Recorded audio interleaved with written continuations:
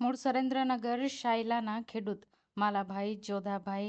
કલોત્રા પોતાની પાસે રહેલી 3 હિટાચી મશીન વોટ્સએપ એપ ઉપર અન્ય સોશિયલ મીડિયા મળ્યા સાઇટ પર વેચાણ માટે મૂકી હતી. જે જોઈને જૂનાગઢના માલાભાઈ જોધાભાઈ અને સુરતના કેયુરકુમાર કનેરિયા તેમનો સંપર્ક કર્યો હતો અને 3 મશીનની કિંમત 28 લાખ, 20 લાખ અને 11 લાખની કિંમત નક્કી કરી તેના બદલામાં 15 લાખ રૂપિયા આંગડિયા પેઢી મારફતે આપ્યા હતા. જો કે 59 લાખના મશીનમાં બાકીના 34 લાખ રૂપિયા પરત મેળવવા માટે તેઓ દ્વારા બંને ઈસમોને ફોન કરતા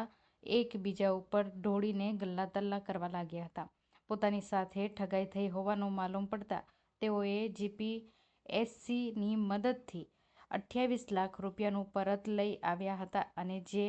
બાદ પણ બાકીના 24 લાખ માટે બંને ઈસમો ઉડાવ જવાબ આપતા અંતે Malabhai Kalotra B division police મથકે ફરિયાદ નોંધાવતા પોલીસે ગુનો નોંધી તપાસ શરૂ કરી 20 લાખ રૂપિયાની કિંમતનું અન્ય બી ડિવિઝન પોલીસે રિકવર કર્યું હતું. જો કે અન્ય એક મશીન રિકવર કરવાનું બાકી હોવા સાથે બી ડિવિઝન પીઆઈવીયુ ગડરિયા દ્વારા બંને ઠગને ઝડપી પાડવા માટે પોલીસની એક ટીમ સુરત અને જૂનાગઢ તરફ મોકલી હતી.